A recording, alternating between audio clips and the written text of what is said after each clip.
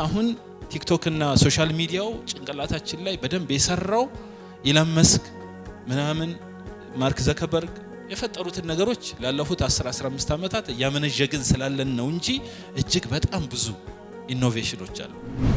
ለስታርታፕ ሰክሰስ በጣም the most ጠቃሚ የሆኑ ቶፕ 3 ፋክተርስ እና the least ጠቃሚ የሆኑ አስዩም ከሚደረጉት ውስጥ ቦተም 3 ፋክተርስ ያስቀምጣሉ። የሐላል ቢዝነስ መሰረቱ አጋርነት ወይም ኢኩዊቲ ፋይናንሲንግ ነው። አዲስ አዋጅ ደግሞ ኤንጀል ኢንቨስተር ወይም ቬንቸር ካፒታል የሚሉ አሰራሮችን በህግ እውቅና ሰጥቷል። በዚህ ፎረም ላይ በዘርፉ ብቁ የሆኑ መረጃን ወደኛ የሚያሻግሩ የተለያዩ ልምዶችን እንቀስማለን ብለን ተስፋ እናደርጋለን።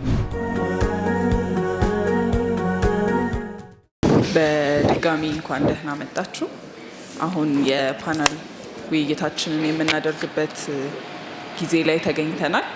እንግዶቼን ወደዚህ ጋብዝና ወደ ጥያቄዎቻችን የምናልፍ ይሆናል። እስከዛ ድረስ ግን እናንተም በስታርታፕ ፕሮክላሜሽኑ ላይና እዚህ በቀረቡ ሀሳቦች ላይ ያላችሁን ጥያቄዎች አዘጋጅታችሁ የእነሱን ሀሳብ ካሻገሩልን በኋላ የእናንተን ጥያቄና ሀሳብ ወደ መቀበል የምናልፍ ስለሆነ እየተዘጋጃችሁ ጠብቁን። እሺ፣ የመጀመሪያ ፓናሊስታችን የሚሆነው ረመዳን ሳላህ ሱልጣን ይሆናል። ከቅድም ከነበረው ፕሬዘንተራችን ጋር ከአንድ አካባቢ የመጡ የጅጅጋ ሰው ነው። የመጀመሪያ ዲግሪውን በፐብሊክ አድሚኒስትሬሽን እና ዲቨሎፕመንት ማኔጅመንት ከአዲስ አበባ ዩኒቨርሲቲ በ2023 ነው የተመረቀው። በቢዋይድ ቴክኖሎጂ በነገራችን ላይ አንደኛ እኔ ስመራ ኢንፎርማል ነው የምመራውና ይቅርታ ታረጉልኛላችሁ። ቢዋይድ ቴክኖሎጂስ የሚባል ድርጅት ውስጥ ኮፋውንደር እና እንደ ስትራቴጂ ኤንድ ብራንድ ዲቨሎፕመንት አምባሳደር ሆኖ እየሰራ ነው። እኔ ከኤምኤስ ሊግ ስራዬ ውጪ ስለ ስራ የሚባል የቢዝነስ ጉዳዮችን የምናሳልጥበት አንድ ስብስብ አለን እና ከቢዋይድ ቴክኖሎጂ ጋር በጋራ በመሆን ነው እየሰራን ያለነው። እቺ ነገር በዛው አስታውሼ ለማለፍ ፈልጌ ነው። ላለፉት 3 አመታት በሪሰርቾችን እየሰራን የቆየው ረመዳን በጣም ኢንተረስት የሚያደርጉት ነገሮች ውስጥ ኢገቨርንመንት እና ፐብሊክ ፖሊሲ ላይ ኢንተረስትድ ነው።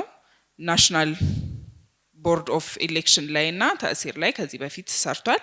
እንዲሁም ደግሞ አንባቢ የወጣቶች ክበብ የሚባል የንባብ ክበብ ከመሰረቱ ሰዎች አንዱ ነው። ረመዳንን ወደዚህ ተጋብዙልኛላችሁ።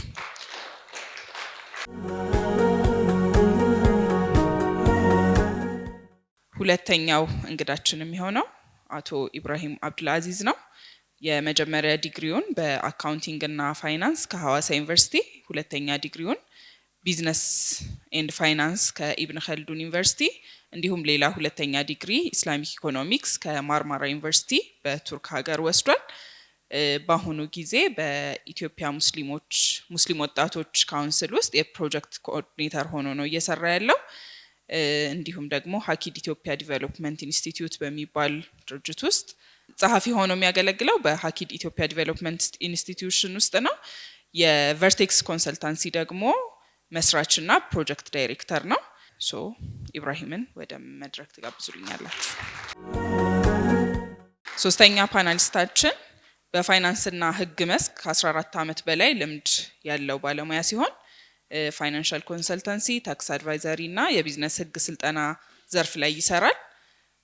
የመጀመሪያ ዲግሪውን ከአዲስ አበባ ዩኒቨርሲቲ በአካውንቲንግ ኤንድ ፋይናንስ የወርቅ ሜዳሊስት ነው።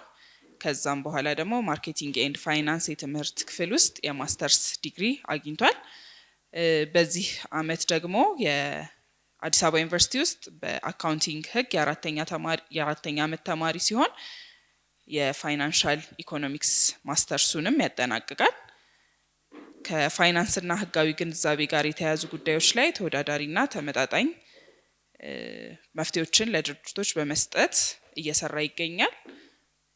ወንድማችን ሁሴን ረዲ አወልን ወደዚህ ትጋብዙልኛላችሁ።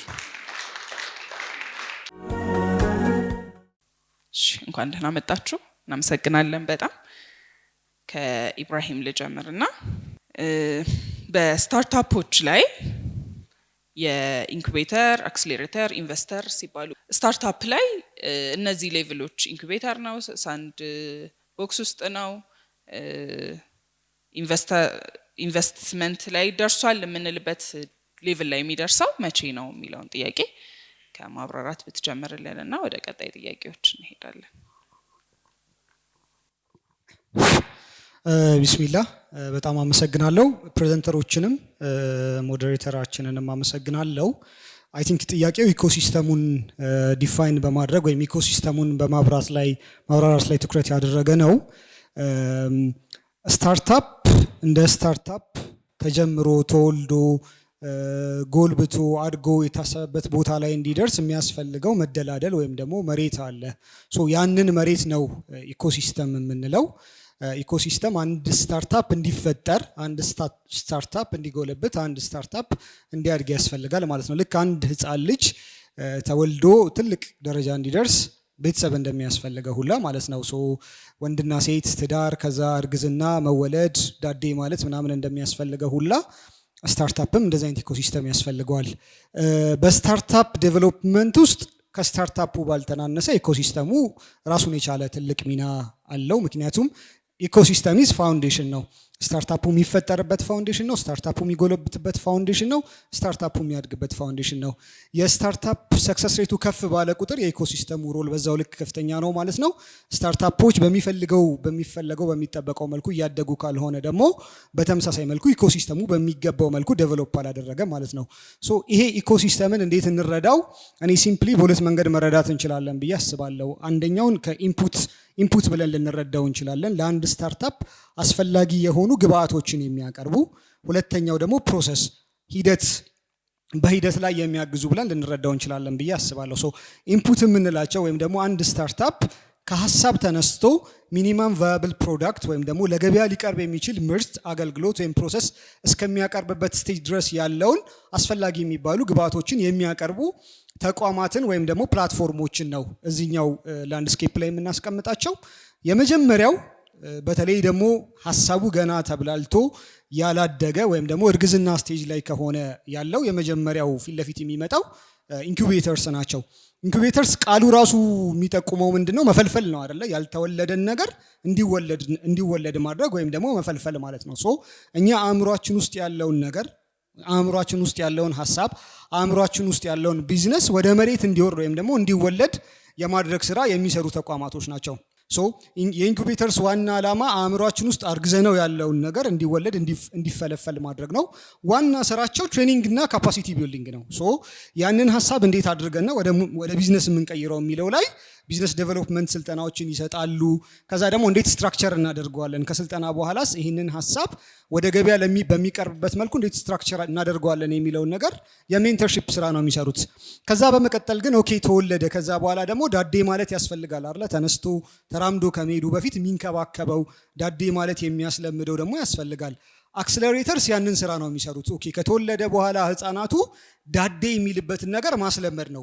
ብዙ ጊዜ አክስለሬተር ላይ ያለው ሚና ምንድነው? እንዴት ነው ዳዴ የሚያስብሉት የሚለው ሜተድ ማተር ያደርጋል። ለምሳሌ አንዳንድ ቴክኖሎጂዎች አሉ አይደለ? አንድ ህፃን ልጅ ኦኬ ወገቡ ጠነከረ 6 ወር ከሞላው በኋላ የሆነ ጄሬሎ ነው የሚባለው ውስጥ አስገብተው መራመድ የሚያስለምዱ ማለት ነው። ሶ አክስለሬተሮች በሁለት መንገድ መራመድ ሊያስለምዱ ይችላሉ። እጅህን ይዘው እየጎተቱ እየተነሳ ስትወርቅ እየደገፉ መራመድ ሊያስለምዱ ይችላሉ፣ ወይ ደግሞ ጄሬሎ ውስጥ አስገብተው መራመድ ሊያስለምዱ ይችላሉ። ኢት ዲፔንድስ እነሱ ጋር እንዳለው ሪሶርስ ነው። ግን ዞሮ ዞሮ የአክስለሬተር ዓላማ ሀሳቡ ከተወለደ በኋላ ያንን ሀሳብ እንዴት አድርጎ ዳዴ ይበል የሚለው ነገር ላይ ማድረስ ነው። ሶ ዳዴ ይበል ብሎ ማለማመድ ማለት ይሩጥ ማለት አይደለም፣ ወይም ደግሞ መሮጥ ያስለምዱታል ማለት አይደለም። ያ ራሱን የቻለ ሌላ ፌዝ ነው። ሶ አይ ቲንክ የነዚህን ተቋማትንም ሮል ዲፋይን የምናደርገው ተቋማቱን ፐርሲቭ የምናደርግበት መንገድ ላይ ነው። ሶ ስቴጆች ናቸው ሁለቱም፣ ኢንኩቤተርም አክስለሬተርም በስታርታፕ እድገት ወይም ኢቮሉሽን ውስጥ ያሉ ስቴጆች ናቸው።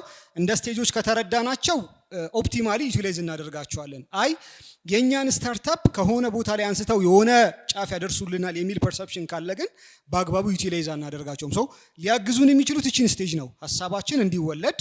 ከዛ ደግሞ አክስለሬተር ያ የተወለደውን ተቀብሎ ደግሞ ዳዴ ማለት ማስለመድ። ሶ ዳዴ ማለት እንችላለን። ኢት ዲፔንድስ የኛ ስትራክቸር ላይ ነው። ስንወለድ የተፈጠረ ዲፌክሽን ካለ አክሰለሬተሩ ምንም ሊያደርግልን አይችልም።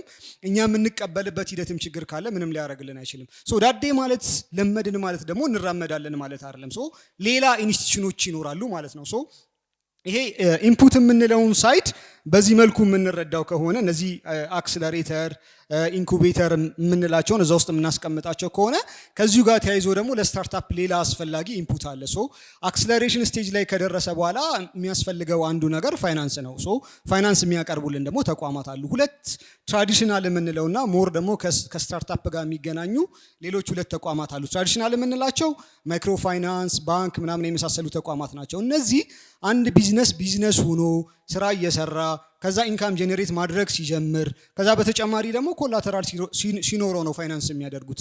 እነዚህኞቹ ግን ስታርታፕ ላይ ፎከስ አድርገው የሚሰሩት የፋይናንሲንግ ተቋማት በተለይ ሁለቱ ኤንጀል ካፒታል እና ቬንቸር ካፒታልስ የምንላቸው ወይም ኤንጀል ኢንቨስተርስ እና ቬንቸር ካፒታልስ የምንላቸው እነዚህ ፎከሳቸውም ስታርታፕ ላይ ነው። ሞዴላቸውም ከነዛኞቹ ይለያያል። ምክንያቱም እነዚህኞቹ ሼር በመሆን ፓርትነር በመሆን ነው ኢንቨስት የሚያደርጉት። እነዛኞቹ ብድር ያበድራል፣ ራስ ሰርተህ ታመጣለህ፣ ብድሬን ይቀበላል አይነት ሞዴል ነው ያላቸው። ሶ ሁለቱ ተቋማት ራሳቸውን የቻለ ልዩነት አላቸው። የሚጠቅሙበትም የኛ ስታርታፕ ፌዝ ላይም ከፌዛችንም ጋር የሚያገናኛቸው ግንኙነት አለ። ኤንጀል ኢንቨስተርስ ማለት ገንዘባቸውን ብቻ ሰጥተውን እኛ ተቋም ላይ ምንም አይነት ሌላ ነገር አድ የማያደርጉ ሂደታችንንም የማይከታተሉ የሆነ ጊዜ እየጠበቁ ይሄ ተቋም ምን ደርሷል፣ እያተረፈ ነው ወይ፣ ትርፍ እያተረፈ ከሆነ የሚገባኝን ነገር አካፍለኝ የሚሉ ሰጥተውን ዞር የሚሉ ተቋማት ወይም ደግሞ ግለሰቦች ናቸው። ኤንጀል ኢንቨስተርስ ላይ በተወሰነ መልኩ እንትን አለ። ብራቸውን ኦኬ ባንክ አስቀምጨው ዝም ብሎ ከሚጠራቀም ወይም የሆነ ቦታ ላይ አስቀምጨው ዝም ብሎ ከሚቀመጥ ለምን ይህንን አልሞክርበትም የሚል ሴንስ አለ። ስለዚህ የቢዝነስ እውቀታቸው የቢዝነስ ኤክስፒሪየንሳቸው ቢዝነሱ ላይ ኢንጌጅ የማድረግ ቴንደንሲያቸው አነስተኛ ናቸው። ቬንቸር ካፒታልስ ግን ሲቋቋም ራሱ ምንድነው ኦኬ ሜዳው ላይ ብዙ ስታርታፖች አሉ። ከነዚህ ስታርታፖች መካከል የትኛው ነው የማደግ እድል ያለው? ስለዚህ የማደግ እድል ያለውን መርጬ ኢንቨስት አድርጌ ማኔጅ አድርጌ ያንን ድርጅት አሳድገውና የኔንም ትርፍ አሳድገዋለሁ የሚሉ ተቋማት ናቸው። ሶ ሁለቱ ጋር ስንሄድ ወይም ደግሞ አክሰለሬሽን ስቴጅ ላይ ደርሰን የትኛው ጋር እንሂድ የሚለውን ስንመርጥ ምንድነው የሚያስፈልገን የሚለውን ዲተርማይን ማድረግ ያስፈልጋል። ሶ እኛ የሚያስፈልገን ገንዘብ ብቻ ከሆነ ኦብቪየስሊ ወደ ኤንጀል ኢንቨስተርስ ነው የምንሄደው። ገንዘብ ብቻ ያቀብሉናል ማለት ነው። ነገር ግን እኛ የሚያስፈልገን በተለይ ደግሞ አዲስ ጀማሪ ከሆነ ኤክስፒሪየንስ ከሌለን በተለይ የማርኬት ቻሌንጅ ካለን ባይዘዌ ኢኖቬሽን አይደለም ከባዱ ፓርት። ኢኖቬት የተደረገውን ነገር ማርኬት ማድረግ መሸጥ መቻል፣ ሽያጩን ኮንቲኒየስ እንዲሆን ማድረግ፣ ከዛ ደግሞ ያንን ሽያጭ ስኬል አፕ ማድረግ ነው ትልቁ ፓርት። ስለዚህ ይሄ ቻሌንጅ ካለብን የምንሄደው የቱ ጋር ነው ማለት ነው? ቬንቸር ካፒታልስ። ሶ የቬንቸር ካፒታል ስራ ምንድነው? ኤክስፒሪየንሳቸውን፣ ኮኔክሽናቸውን፣ ኔትወርካቸውን እዛ ስታርታፕ ላይ ኢንቨስት ያደርጉና ያንን አይዲያ ወደ ፕሮዳክት ከዛ ደግሞ ወደ ማርኬተብል እንዲሆን ያደርጉታል፣ ያሳድጉታል ማለት ነው። ሶ ላንድስኬፑን በዚህ መልኩ መረዳት የምንችል ይመስለኛል። ሌላ እዚሁ ኢኮሲስተም ላይ ወርኪንግ ስፔስ የሚያከራዩ አሉ። ቦታ ኑሮ የስታርታፕ የመጀመሪያው ቻሌንጅ ምንድነው? የካፒታል ሊሚቴሽን ስላለባቸው የሚሰሩባቸው ቦታዎች የሏቸውም እና በጋራ የሚሰራባቸውን ቦታዎች የሚያከራዩ አሉ። ቴክኒካል እና ቮኬሽናል ተቋማት አሉ፣ የመንግስት ተቋማት አሉ ኢኮሲስተሙ ላይ። ግን ዋና የምንላቸው በተለይ ደግሞ ከኢንፑት እና ከፕሮሰስ አንጻር ሁለቱን በዚህ መልኩ መመልከት እንችላለን። እናመሰግናለን በጣም ኢብሮ አግዞኝም ነው ጥያቄውን የመለሰው። ጥያቄን በአግባቡ አላቀረብኩ ነበር። ኸይር እሺ፣ ወደ አቶ ሁሴን ልለፍና እሳቸው ደግሞ የስታርታፕ ፋይናንስ እድሎችና ምንድነው እንደ ኒው ስታርታፕ ልንጠቀም የምንችለውን ነገር ከሚለው ጋር አያይዘው እንዳጠቃላይ ግን የህግ ስለሆነ አሁን እየጨረሱ ያለው ነገር እንዳጠቃላይ ምን ሁኔታ ይኖረዋል የሚለውን ነገር የሚያቀርቡልን ይሆናል። ሹክራን ለሁላችሁም አመሰግናለሁ። የኔ ትኩረት የሚሆነው በተሰጠኝ ርዕስ ውስጥ የኢትዮጵያ ስታርታፕ አዋጅ የፋይናንስ አማራጮችና የታክስ ጥቅሞች ወይም እድሎች ምንድናቸው የሚለው ላይ ምክንያቱም በእኔ ግንዛቤ ይሄ አዋጅ እስከማውቀው ድረስ ሜቢ ምናልባት ከዛሬ 5 ዓመት ወር 6 ዓመት ጀምሮ መስመር ላይ የነበረና ከረጅም መጓተት በኋላ የጸደቀ ነው እና አንዱ አከራካሪ የነበረው ነገር ያው እዚህ አዋጅ ላይ በተወሰነ መልኩም ተሳትፎ ስለነበረኝ ይሄ ታክስና ተያያዥ የሚሰጡ ኢንሴንቲቭስ ወይም ማትጊያ የሚሏቸው ነገሮች ላይ ይነሱ የነበሩ ጥያቄዎች ናቸው። ምንም እንኳን በሌሎች ሀገራት ይሄ ጉዳይ ብዙም የሚያሳስብ ባይሆንም በእኛ ሀገር ግን የምታውቁት ነው። ቅድም ከወንድሜም ጋር ስንከራከርበት የነበረ ጉዳይ ነው። ያው የግብር እፎይታ ወይም ሌሎች የታክስ እድሎች በሚሰጡበት ሰዓት ትልልቅ የምንላቸውን ባለሀብቶች እኔም ትንሽ ነኝ ብሎ ለመጠቀም የመፈለግ ነገር አለ። የስታርታፕ አዋጅ ዋነኛው ወይም ግራንድ የሚባለው አላማው ምንድነው? ከታች የሚነሱ በፈጠራና በልዩ ልዩ የኢኖቬሽን ላይ የተሰማሩ ድርጅቶች ከታክስና መሰል የአስተዳደራዊ ሀስሎች ወጥተው ወይም ያ ሀሳብ ሳይሆንባቸው የያዙትን አላማ አሻግረው ለሀገር ኢኮኖሚ አስተዋጽኦ ማድረግ እንዲችሉ ያንን መደላደል ወይም ምህዳር ማደላደል ወይም ማመቻቸት ነው። ከዚህ አንፃር ካስተዋላችሁት ይሄ አዋጁ 44 አንቀጾች የተዋቀረ በ7 ክፍሎች የተደራጀ ነው። ከ44ቱ አንቀጾች ምናልባት ከአንቀጽ 23 ጀምሮ እስከ መጨረሻው ያሉት አብዛኞቹ እነዚህን እድሎችና ማትጊያዎች ምንድናቸው በልዩ ሁኔታ ለስታርታፕ የሚሰጠው የሚለው ላይ ፎከስ የሚያደርግ ነው።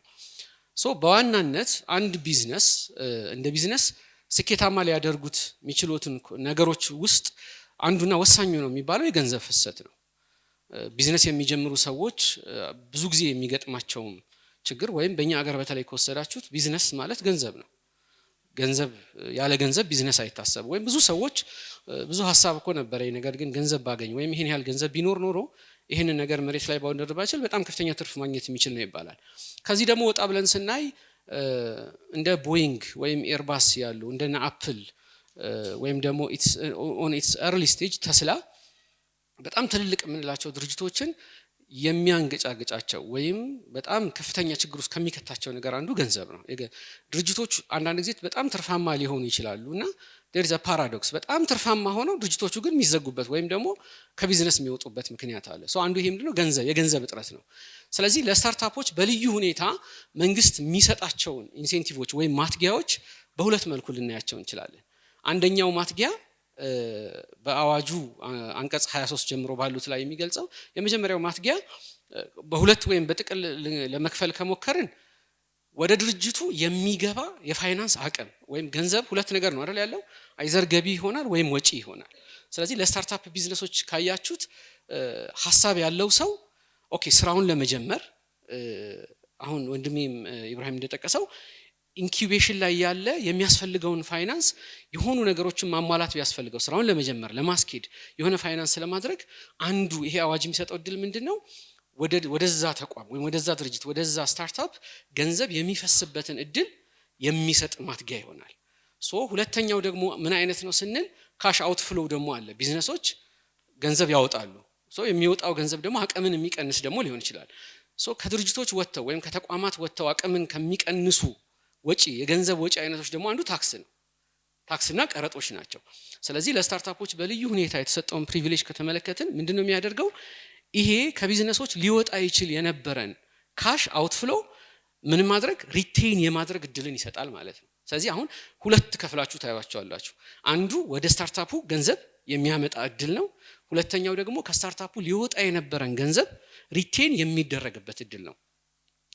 ይሄን እድል ግን ለመጠቀም ማስታወስ ያለባችሁ ነገር ስታርታፕ መሆናችሁ ብቻ ሳይሆን ቀደም ሲል ቅድም ጣት በነበረው መግቢያ ላይ ተጠቅሷል you have to be designated as a ስታርታፕ ናችሁ ተብላችሁ መሰየምና መንግስት ለእናንተ ስታርታፕ መሆናችሁን የሚያረጋግጥ ሰርቲፊኬት መስጠት አለባት። ይሄን ሰርቲፊኬት ስታገኙ የምታገኙአቸው ፕሪቪሌጆች ናቸው። ህጉ በግልጽ ይላል ማንኛውም ቢዝነስ ስታርታፕ ነኝ ሊል ይችላል። ነገር ግን ለነዚህ ስታርታፖች በዚህ አዋጅ ከለላ የተሰጣቸውን መብትና ጥቅሞች የምሰጠው ምን ስትሆኑ ነው? እኔ ጋር መጣችሁ ቅና ስታገኙ ነው። አዘ ስታርታፕ ሪኮግኒሽን ስሰጣችሁ ወይም ስያሜ ስሰጣችሁ ነው የሚል ነገር አለ። ይሄንን ታሳቢ ማድረግ አለባችሁ። እነዚህ ምን ላቸው ጥቅሞቹ ሁለት ናቸው ካልን ወይም በሁለት መልኩ ቀርበዋል ካልን የመጀመሪያው የሚሆነው ወደ ስታርታፑ ገንዘብ እንዲፈስ የሚደረግበት እድል ነው። ይሄ አንዱ እድል ምንድነው? ግራንት ነው። ግራንት ምንድነው ብሎ ከትርጓሜ ይጀምራል። ስለዚህ we have to be specific ግራንት እኛ በጥቅል ያው ህግ ውስጥ ያለው አንዱ አጽንኦት የሚሰጥበት ነገር ምንድነው? ለቃላት የሚሰጠው ትርጓሜ። ግራንት ሄዳችሁ ዲክሽነሪ ላይ በመታገኙት ትርጓሜ ሳይሆን ይሄ አዋጅ በመግቢያው ላይ ብያኔዎችን ይሰጣል ወይም ዴፊኒሽኖችን ያስቀምጣል። ግራንት ብሎ ያስቀምጣል። ግራንት ምንድነው? በልዩ ሁኔታ እነዚህ ስታርታፕ በሚለው ኢኮሲስተም ውስጥ ዲፋይን የተደረጉ ድርጅቶች በዋናነት ለሚያደርጉት እንቅስቃሴ ወይም ዋናው ያንን ስታርታፕ ያስባለው ነገር ምንድነው ለሚለው ላይ በቀጥታ ሊውሉ የሚችሉ ነገሮችን ወይም ስራውን ለማስጀመር ስራውን ለማስኬድ የሚያስችል የገንዘብ ፍሰት ለዛ ስታርታፕ የሚሰጥበት ሁኔታ ወይም ያ ግራንት ይባላል። ይሄ ግራንት ምንድነው? ገንዘብ ሚኒስቴር በሚያቋቁመው ሲስተም ይሄ የስታርታፕ ፈንዱ ራሱ የሚቋቋም ነው። ስታርታፕ ፈንድ ተብሎ ይቋቋማል። ያ ፈንድ ግራንትን ይሰጣል ማለት ነው። ስለዚህ ሚኒመም እና ማክሲመሙ አሁን አዋጅ ነው የወጣው። አዋጁን ተከትሎ ሚኒስትሮች ምክር ቤት ደንብ ያወጣል። ያን ደንብ ተከትሎ ይሄንን ለማስፈጸም የሚያስችሉ መመሪያዎችን ደግሞ ሚኒስትሪ ኦፍ ኢንፎርሜሽን ኤንድ ቴክኖሎጂ ወይም ሚንት ደግሞ ያወጣል። ስቲል አሁን እዚህ ላይ you don't have to expect ዲቴይሉ የለም። በምን ክራይቴሪያ ነው?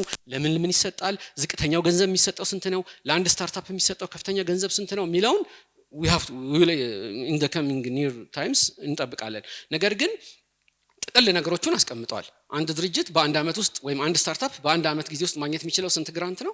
አንድ ግራንት ነው። አንድ አይዲያ ላይ ከአንድ አመት በፊት ግራንት ማግኘት አይቻልም ማለት ነው። so you have to be careful ቀድማችሁ የግራንት ፕሮፖዛላችሁን ስታቀርቡ ምን ያህል ገንዘብ ይፈልጋል ምናምን የሚለውን እሱን ምናልባት ሌላ ሴሽን ከተዘጋጀ ደንቡ ሲወጣ ያፈጻጸም መመሪያው ሲወጣ እንዴት ነው የሚለውን በተግባር ልናየው እንችላለን። ሁለተኛው አይነት ደግሞ አሁን የገንዘብ ሶርስ ነው ካልን መንግስት ራሱ ምን የሚሰጥበት ብለናል። አሁን ገንዘብ የሚሰጥበት ብለናል እነዚህ ስታርቶች። ሁለተኛው ደግሞ ኖ እናንተ ሂዱና ገንዘብ ሊሰጣችሁ የሚችል አካል ፈልጉ፣ እኔ ምን እሰጣችኋለሁ? ዋስትና እሰጣችኋለሁ። አሁን በእኛ ሀገር ባለው የፋይናንሲንግ ሂደት ካያችሁ ዓለም ላይ it is the most singular እና በጣም ዩኒክ የሚባል ሞዴል ነው። ምን ካላችሁኝ ንብረት ከሌለህ ገንዘብ አታገኝም አይደለ?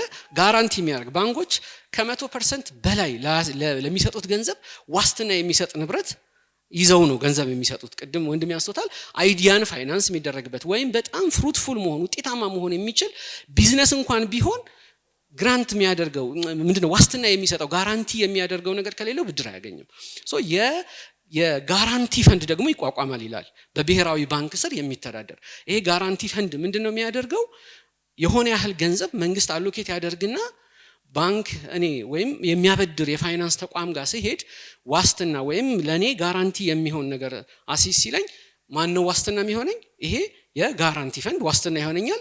ለዚህ ስታርታፕ በእኔ አቅም ልክ በምሰራው ልክ የሚያስፈልገኝን ፋይናንስ ያለ ምንም ማስያዣ የማገኝንበትን እድል ይሰጠኛል ማለት ነው። እንደ ሁለተኛው ሰሉት ገንዘብ ወደ ስታርታፑ የሚገባበት።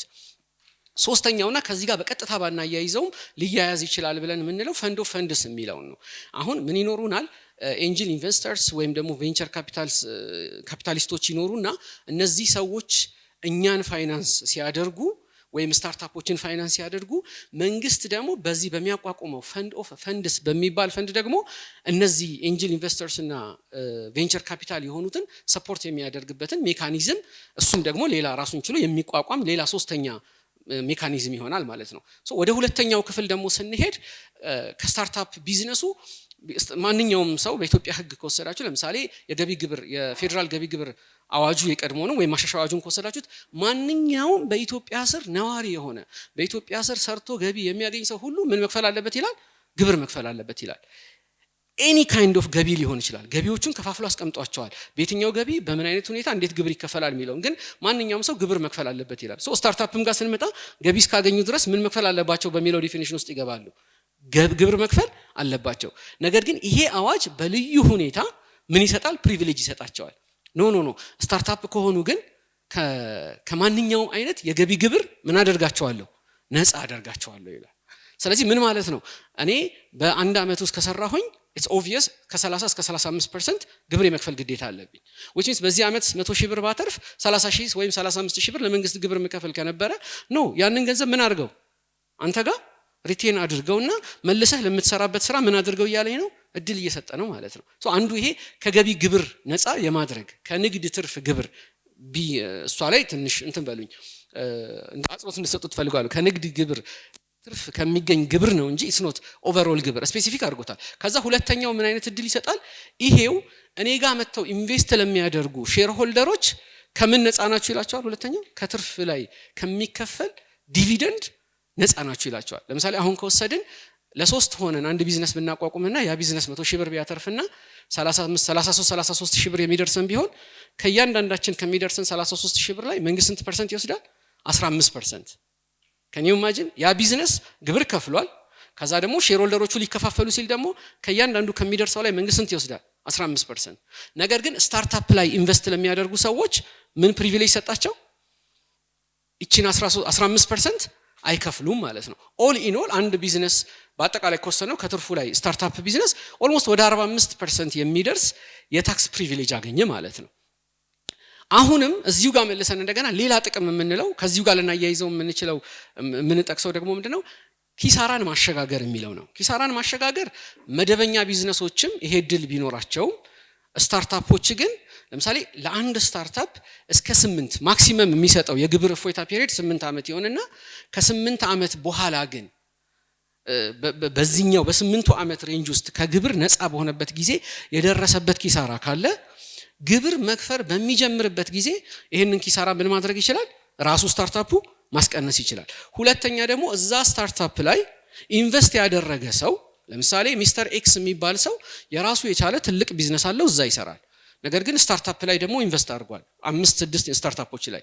ከነዛ 5 ኢንቨስት ካደረገባቸው ስታርታፖች ላይ ሌትስ ሴ ሁለቱ ከሰሩ 10 ሚሊዮን ብር ኢንቨስት አድርጎ ነበር፣ ከሰረ። ይሄን ኪሳራውን ያመጣና መደበኛ የሚሰራበት ቢዝነስ ላይ ምን ማድረግ ይችላል ማለት ነው? ኪሳራውን መቀነስ እንደ ወጪ መያዝ ይችላል። which means ምን እያደረገ ነው ማለት ነው? በተዘዋዋሪ መንግስት ኢንቨስተሮችን ሴኩሪቲ ጋራንቲ እየሰጣቸው ነው።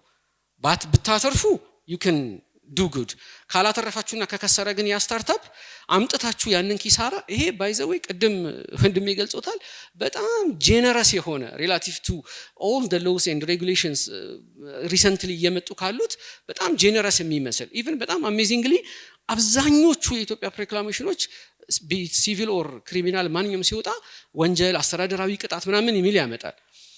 ይሄ አዋጅ ሊያካትት ብዙዎቹ መካተት ነበርበት ብላችሁ ተስቡት፣ ግን አላካተተም። ኢቭን ስለ ቅጣት ምንም አያወራም። which means more of ምን ማድረግ ነው የፈለገው ብለን ልንወስድ እንችላለን? ፕሮሞት የማድረግ ሴንስ አለው ማለት ነው።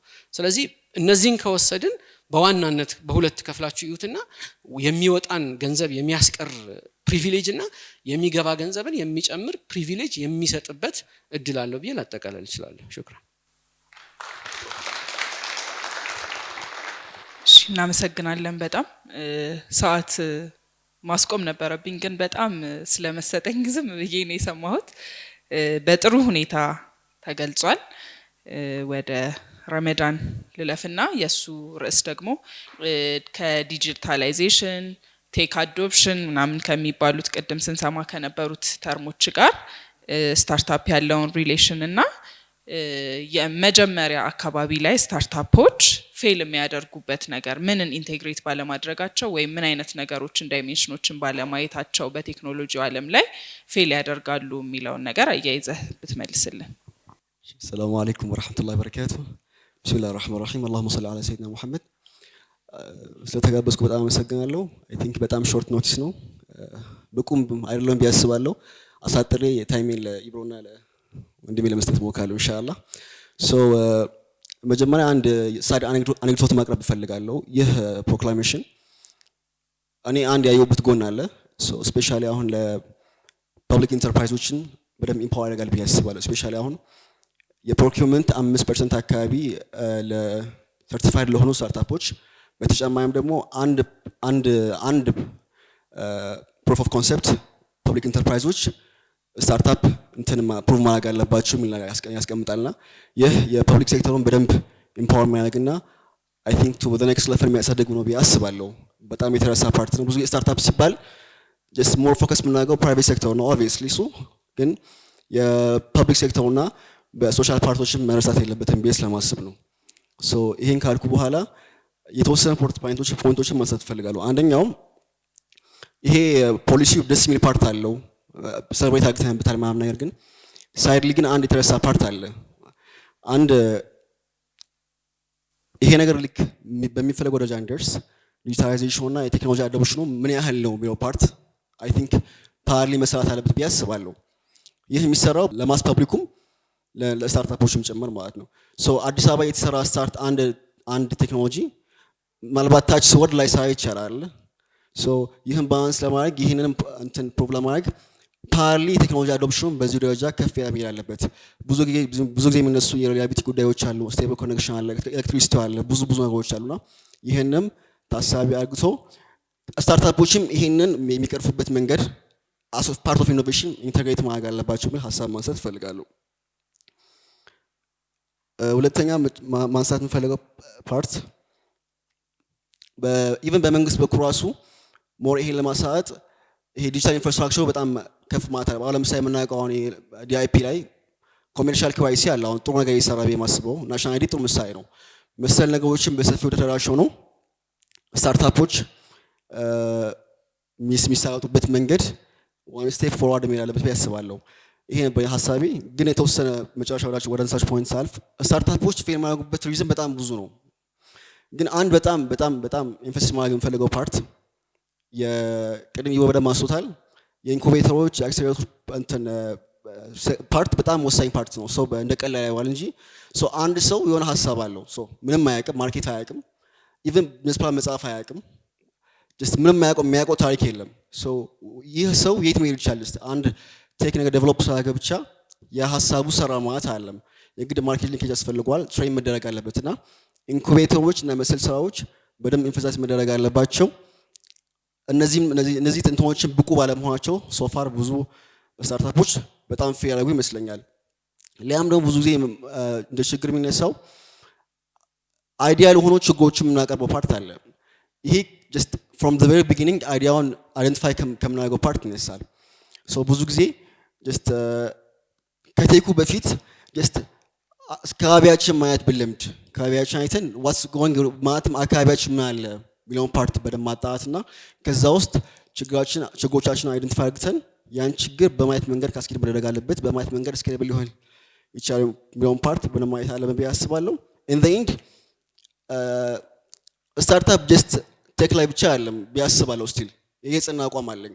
ሶሻል ኢኖቬሽኖች ላይም እኮ ጀስት ዴይ አር ስታርታፕ ናቸው እኮ ማለት ይቻላል። የግድ ቴክኖሎጂ ብቻ መያዝ የለበትም። ቴክኖሎጂ ፓርት ኦፍ ዛት ፕሮሰስ ነውና ሁላችንም በአካባቢዎቻችን ችግሮች አሉ። ያን ችግሮች አይደንቲፋይ ካደረግን በዛ ችግሮች ኢን አ ዌይ ቴክኖሎጂ ኤብል ብናደርጋቸው ያሱ ብቁ ስታርታፕ ነው የሚል ሀሳብ አለኝ። አይ ቲንክ ሀሳቤን በዚህ ጋር አፓፍ ማድረግ እሞክራለሁ። ሹክራን ጀዛኩሙላህ ኸይር።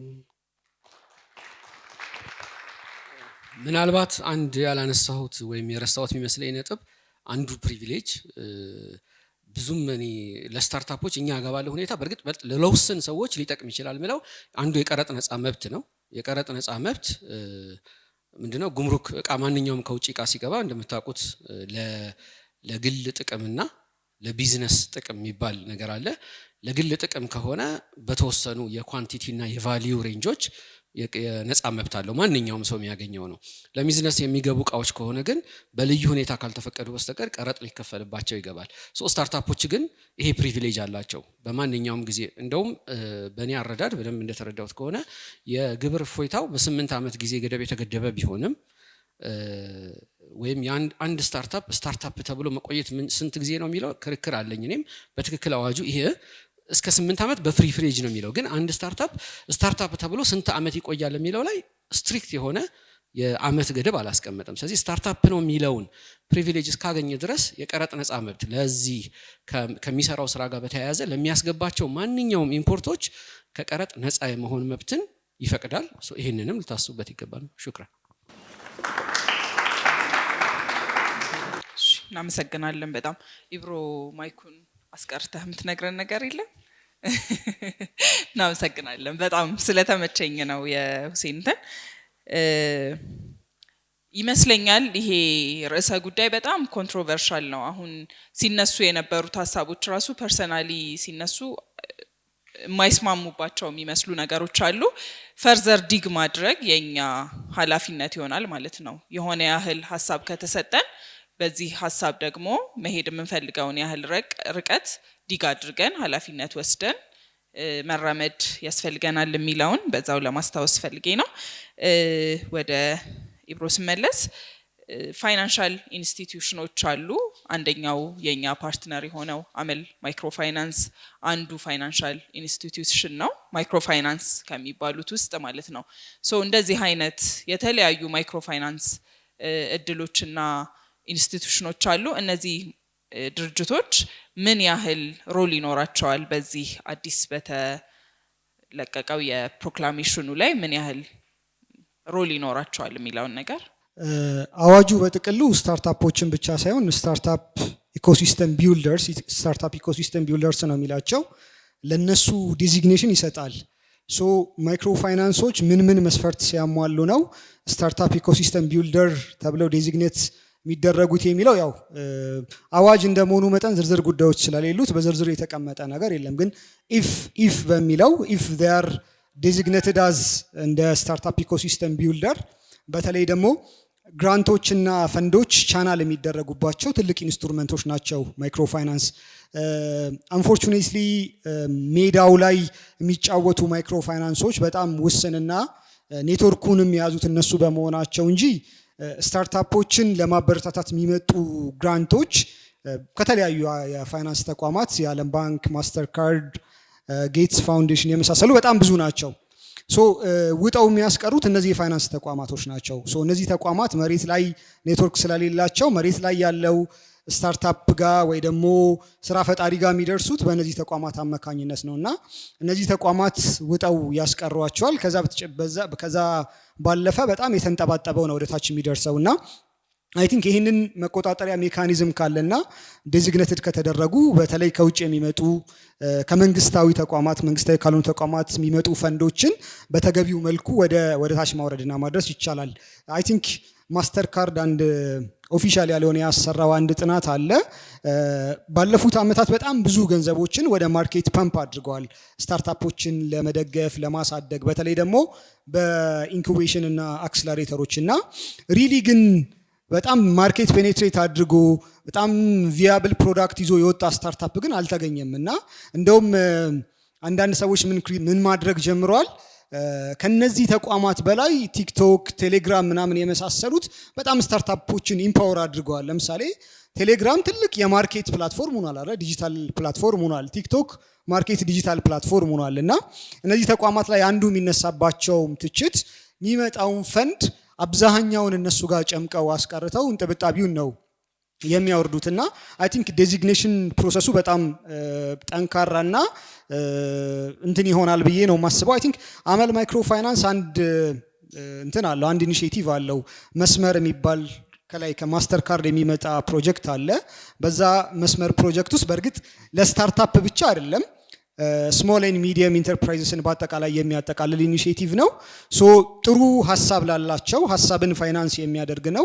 ሙራባሃ ፋይናንሲንግ ነው የሚጠቀመው። ሶ ሌሎች ኢንስቲትዩሽኖችም ስፔሲፊካሊ አመል ማይክሮ ፋይናንስ ብቻ አይደለም ሌሎች ፋይናንሻል ኢንስቲትዩሽኖችም የዚህ ኢኮሲስተም አካል ናቸው። እንደውም ዋነኛ አካል ናቸው ብዬ ነው የማስበው። the problem is ቅድም ወንድሜም ጠቅሶታል። የኛ የፋይናንሻል ኢንስቲትዩሽን ቢዝነስ ሞዴል አንደኛ በጣም ሪስክን ወደ ኢንቨስተሩ ትራንስፈር ማድረግ ላይ የተመሰረተ ነው። ሁለተኛ ደግሞ የነሱ የፕሮፊት ትሬሾልዳቸው በጣም ሰፊ ነው። አብዛኞቹ የፋይናንስ ተቋማት የፕሮፊት ማርጂናቸውን ብንመለከተው ከ40% በላይ ነው የሚሆነውና ሶ ይሄ ቢዝነስ ካልቸር በተወሰነ መልኩ ከመንግስትም ከተለያዩ ተቋማትም በግራንት መልክ ሊሆን ይችላል፣ በሪቮልቪንግ ሎን ሊሆን ይችላል፣ በሪከሪንግ ሊሆን ይችላል፣ በሌላ መንገድ የሚመጡ ፈንዶችን በተገቢው መልኩ ወደ ስታርታፖች የማድረስ እድል ይኖረዋል የሚል እሳቤ ይኖረኛልና ሶ ኢፍ they are designated I think key role መጫወት ይችላሉ ብዬ አስባለሁ። እኔ ግን ፍሮም ስታርታፕ ፐርስፔክቲቭ ከተመለከትኩትኝ ከማይክሮ ፋይናንስ እና መሰል ፋይናንሻል ኢንስቲትዩሽኖች ይልቅ ሪሊ ተቋሙ ላይ ቫልዩ አድ ሊያደርጉ የሚችሉ ከነበረበት አንድ ስቴጅ ከፍ ሊያደርጉት የሚችሉት ብዬ የማስባቸውና መበረታታትም አለባቸው ብዬ የማስባቸው ኤንጀል ኢንቨስተርስ እና ቬንቸር ካፒታልስ ናቸው። ሀገራችን ውስጥም በጣም በቁጥር ጥቂት የሚባሉ ናቸው። ምናልባት ቬንቸር ካፒታል ላይ የምናውቀው ሪኒው ካፒታል አለ። አክሰስ የሚባልም ሌላ አንድ የቬንቸር ካፒታል ድርጅት አለ፣ ታዋቂ አይደለም። ማይክሮ ፋይናንስ ከ50 በላይ ናቸው። አሁን ምዝገባ ላይ ያሉ ከ15 በላይ ያሉና ሪሊ ኢኮኖሚክ ቫልዩ ክሬት በማድረግ አንጻር አነስተኛ ቢዝነሶችን በማሳደግ አንጻር ስታርታፖችን በመደገፍ አንጻር እየተጫወቱት ያለው ሚና አይ ቲንክ ሪቪው መደረግ ያለበትና ቻነሊንግ መንገዱ ቻነሊንግ ኢንስትሩመንቱ መስተካከል እንዳለበት እገምታለሁ። ቴንክ ዩ በጣም አመሰግናለሁኝ። ሰዓት ከመቆጠብ አንጻር ወደ አቶ ሁሴን ልለፍና በዚህ ብዙ ጊዜ ኢንተርፕረነሮች የሚሰሯቸው ፋይናንሻል ስህተቶች አሉ። ከአካውንቲንግ ጋር በተያያዘ ብዙ ጊዜ ቢዝነሱን ባለማወቅ የኢትዮጵያን ሕግ ባለማወቅ የሚሰሩ ስህተቶች አሉና እነዛ ስህተቶች ምን ሊሆኑ ይችላሉ የሚለውን ጥያቄ ቢመልሱልን። እሺ ሹክራን። ጥያቄው ትንሽ ከበድ ይላል፣ ግን ኮመን የሆነ ለሁሉም ቢዝነስ ምናልባት አብዛኛው ቢዝነስ ኦነር የሚሰራው ስህተት ብዬ የምለው የመጀመሪያውና በጣም ትልቁ ደግሞ ብዙ ዋጋ የሚያስከፍል አሁን ላይ ምናልባት በጣም ብዙ የሚባለውንም ነጋዴ አፌክት ከሚያደርግ ብዬ ከምለው ነገር አንዱ ሁላችሁ ምናልባትም ልታውቁት ትችላላችሁ። በጣም ትልቅ የንግድ ድርጅት ይከፍትና በጣም ከፍተኛ ካፒታል የሚያንቀሳቀስ ገንዘብ ሆኖ ንግድ ፍቃድ ላይ ካፒታሉን ስታዩት 5000 ብር ነው የሚለው። አይ ቲንክ ዩ ሃቭ ኖቲስድ ኢት አይደል? ምን አይነት ግምት አለ? እዚህ ጋር የጠቀስኩት ካፒታል ክልል ከሆነ መከፍለው ግብር ትልቅ ነው የሚል። በእርግጥ ይሄ ሜንታሊቲ በግብር ሰብሳቢ መስሪያ ቤቱን በኩል ካየነው በቀደሙት ዓመታት የነበረ አስተሳሰብ ነው። ላይክ ንግድ ፍቃድ ላይ ያለው ካፒታል ትልቅ ከሆነ በቃ ትልቅ ነው የሚል ማለት ነው። አሁን ግን ባለው ካፒታሌ ስንት መሆን አለበት የሚልም ጥያቄ ብዙ ጊዜ የሚነሳ ነው። ሶ እንደ ሚስቴክ ከሆነ የምጠይቅኝ እንደሚሰራ ሚስቴክ ከሆነ አንዱና በጣም ትልቅ ነው ይሄ ነው መጀመሪያም ድርጅቶችን የሚያስራቸው። ካፒታሌ 5000 ነው ካለ በኋላ ግን የምታውቁት ነው በጣም ብዙ ገንዘብ ወደዛ ቢዝነስ ይገባል። ሶ ኬት መጣ የሚል ጥያቄ ይነሳል። ስለዚህ የመጀመሪያው አቮይድ ማድረግ ያለባችሁ ነገር እዚህ ቢዝነስ ላይ ባስገባው ላንቀሳቀሰው ምችል የማይታሰርብኝ ገንዘብ የሚል ገንዘብ ነው ለካፒታልነት ዴዲኬት ማድረግ ያለባችሁ። ከዛ ደግሞ የሚያሰራ የሚቀጥለውና ምናልባትም በተለይ ደግሞ ታች ያሉ ጀማሪ ቢዝነሶችን በጣም አፌክት የሚያደርገው ነገር ምንድነው? ቢዝነሳችሁን ከናንተ ነጥሎ አለማየት። እንግዲህ የታክስ ህጉ አንዱ ፕሪንሲፕል ወይም አንዱ ግራንድ ምንድነው መርህ የሚባለው ቢዝነሱና ሰውየው የተለያዩ ናቸው የሚል ግምት አለ። ቢኢት ድርጅት ከሆነ ኢትስ ኦብቪየስ ድርጅት ከሆነ ማንንም አያከራክርም።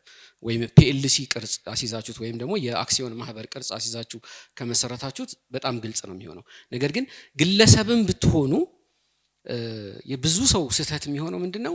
ከተለያየ ምንስ ገንዘብ ልናገኝ እንችላለን። ለምሳሌ በጣም ሲምፕል ምሳሌ የምነግራችሁ ድንገት የሆኑ እቃዎች አገኛችሁና እጃችሁ ላይ ግን እቃ ነው እንጂ ብር የለም። ስለዚህ ከሆነ ሰው ጋር ትሄዱና 10000 ብር እስቲ ያለህን ገንዘብ የሆነች እቃ አግኝቼ ነበር እንደዚህ ቃል ገዛ ነበር የሆነ ሰው 10000 የሆነ ሰው 20000 ምናምን ሁሉም ሰው ወዴት ያስገባላችኋል? በቴሌ ብር ላክልኝ፣ ወደ አካውንቴ ላክልኝ። እናንተ ከንግድ ባንክ ልትከፍሉ ፈልጋችኋል ወይም ከሆነ ባንክ ያ ሁሉ ገንዘብ ወደ ሂሳብ ይገባል። በኋላ የግብር ሰብሳቢ መስሪያ ቤቱ ምንድነው ብሎ ነው የሚላችሁ? ይሄ ሁሉ ገንዘብ የገባው ገንዘብ ገቢ ነው፣ በቃ ግብር ክፈልበት። ኦልሞስት ወደ 55 እስከ 60% የሚጠጋ የተጨማሪ እሴት ታክስ፣ የንግድ ትርፍ ግብር፣ ከዛ ቅጣት፣ ከዛ ወለድ እያለ የምትጠየቁበት ማለት ነው። ስለዚህ ከሰው ባገኛችሁት የጊዜያዊ ብድርም ግብር ልትጠየቁበት የምትችሉበት እድል ያመጣል ማለት ነው። ሶ እነዚህን ነገሮች በጣም ቴክ ኬር ማድረግ ያስፈልጋል ከጥቅል ከወሰድ ነው። ከስታርታፕ አንጻር ግን የኔ አሁን ይሄ አዋጅ ከወጣ በኋላ ምንድነው ሊኖር የሚችለው ድክመት ብዬ ማስበው ጥሩ ስራ ፈጣሪዎች ጥሩ ማኔጀሮች አይደሉም ይባላል ኖርማሊ፣ ወይም ትክክልም ሊሆንም ይችላል። ብዙ ጊዜ የሚቀመጥ ነገር ነው።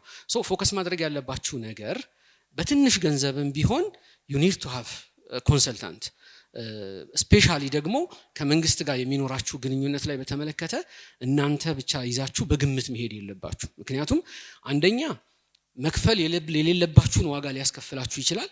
ሁለተኛ ደግሞ ማግኘት ያለባችሁን ጥቅም ሊያሳጣችሁ ይችላል። ይሄ ደግሞ በብዙ ቢዝነስ ላይ የሚታይ ነው።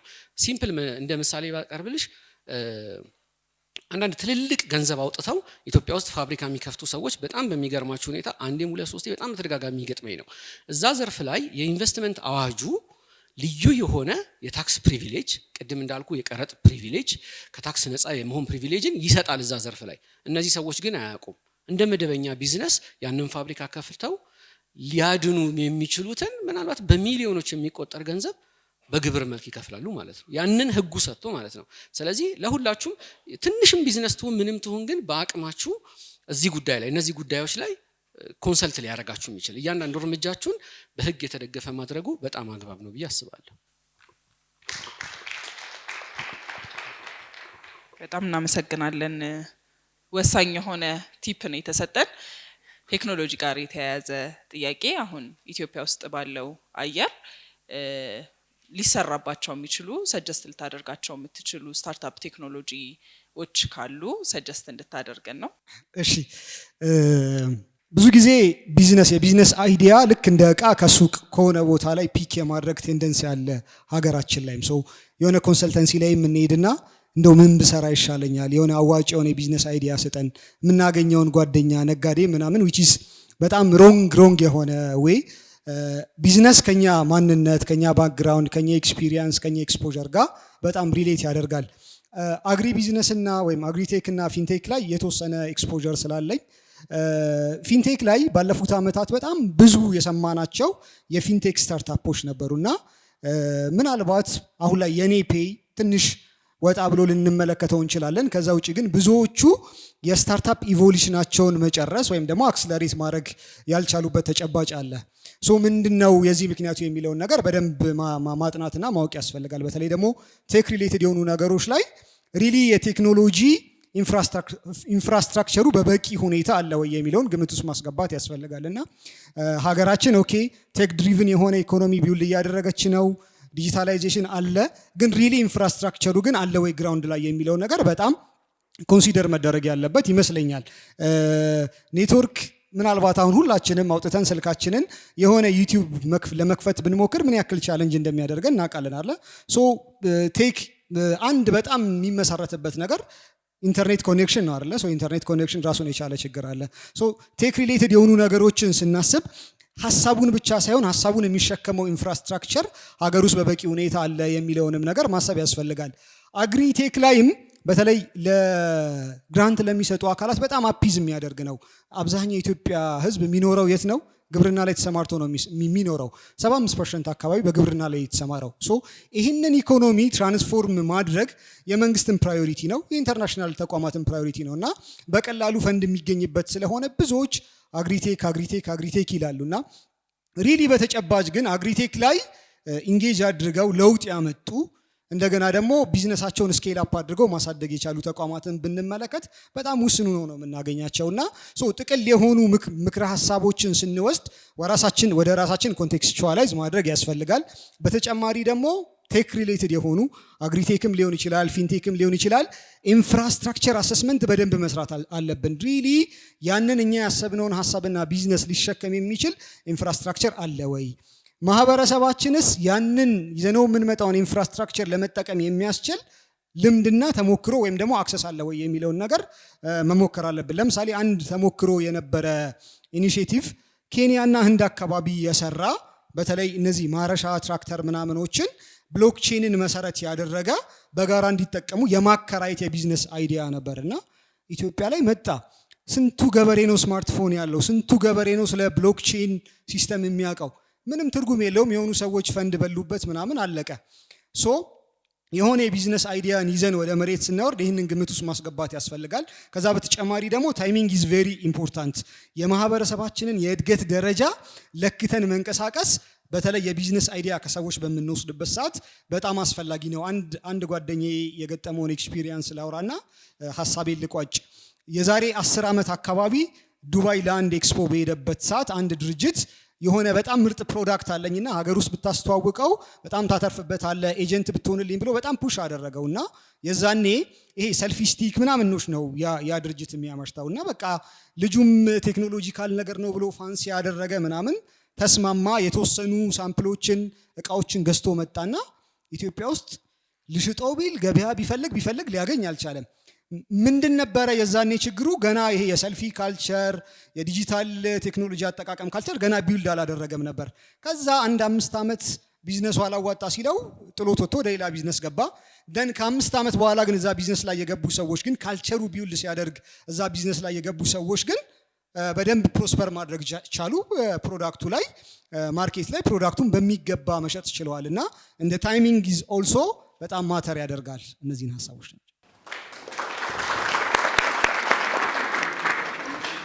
ቴንክ ዩ በጣም እናመሰግናለን። አሁን ወደ እናንተ ሰዓት መተናል። ጥያቄዎችን አስተያየቶችን ወደዚህ ማሻገር ትችላላችሁ።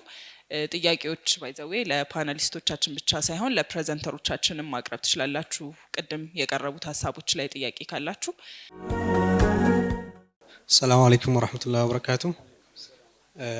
ፕሬዘንተሮቹንም ፓናሊስቶቹንም አመሰግናለሁ። ብዙ እውቀት ነው ያገኘ ነው ስለ ፕሮክላሜሽኑም ስለ ስታርታፕ ኢኮሲስተሙ ጥሩ ገንቢ የሆነ እውቀት አግኝተናል።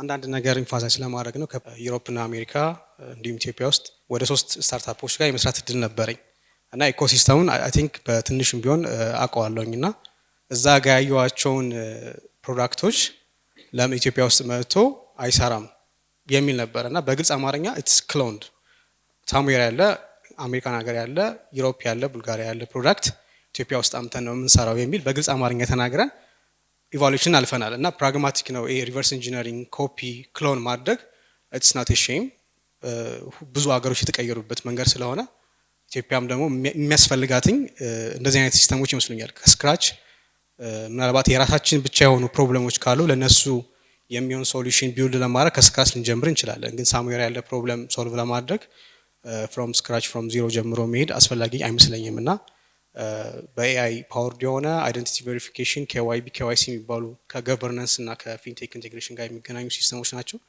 እነሱን ነው የኛ ስታርታፕ የሚሰራው እና እሱን ኢንፋሳይዝ ለማድረግ ፈልጌ ነው እና ደግሞ መጨረሻ አካባቢ የተናገረው አቅራቢ እንትን አሁን ያለው ኢኮሲስተም ኢትስ ዲፈረንት ከነበረው ከዚህ በፊት ስታርታፕ ሰርች አለው ኢትዮጵያ ውስጥና የነበሩ ስታርታፖች ምንድናቸው ፈንድ ሬዝ ማድረግ ብቻ ነው አላማቸው እና ማርኬት ቤዝድ ነው ሲንግል የሆነ ቪዥን የላቸውም ወደ ነፈሰው አይነት ነገር ነው የነበረው ላይክ የሚመጡ ከማስተር ካርድ ሊሆን ይችላል ከሌሎች ፈንድ ከሚያደርጉ ካምፓኒዎች አኳየር የማድረግ ነው ይሄ ገንዘብ የመሰብሰብ አይነት የሆነ እንደዛ አይነት ሲስተም ነው የነበረው እና በኢንኩቤሽኖች የሚሰራ ስራ በሌሎች የሚሰራ ተገቢ ያልሆኑ ስራዎች ነበሩ አሁን ላይ ግን ዳትስ ተቀይሯል ይመስለኛል እንግዲህ እስካሁን በጀመረው ፕሮክላሜሽን ከወጣ በኋላ ባለው ሂደት ብዙ ነገር የተቀየረ ነገር አለ ብዬ አምናለሁ እኔ በበኩሌና ፕሮክላሜሽኑ በጣም ለስታርታፕ ምህዳሩ በጣም ትልቅ ነገር ነው ያመጣው መንግስትም እየሰራበት ነው ያለው በቅርበትም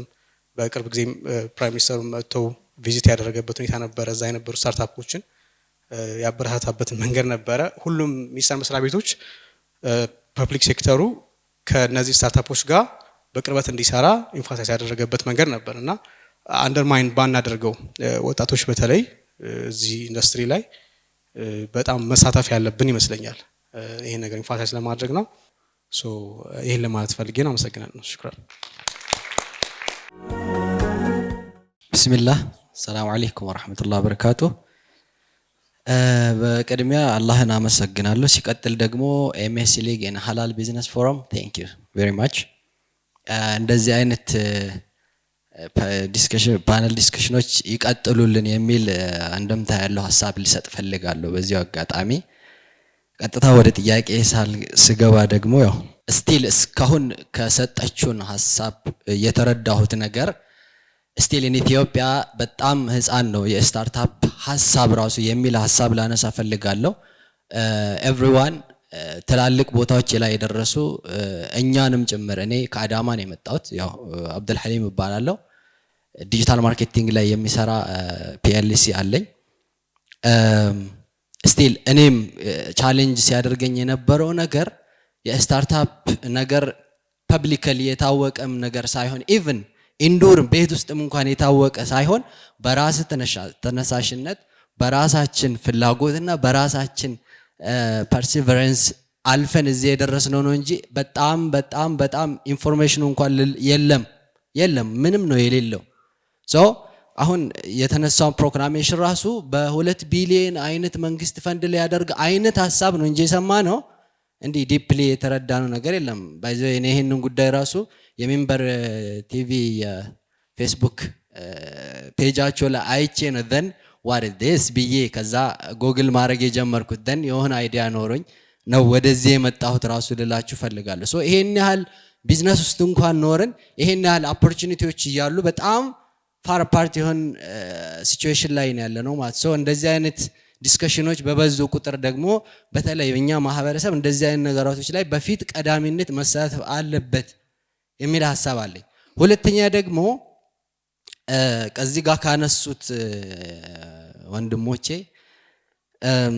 ይሄ ፕሮክላሜሽን ላይክ የሐሳቡ ይሄ አላማው ራሱ የዚህ ፕሮግራም አላማው ራሱ አዌርነስ ከሆነ ኢትስ ኦኬ ላይክ አልተተገበረም እስካሁን በታች ወርዶ ራሱ እንትን አላለም ከተባለ ላይክ እኛ አዌርነስ ብቻ እንዲኖርን ብቻ ከተፈለገ ኢትስ ኦኬ።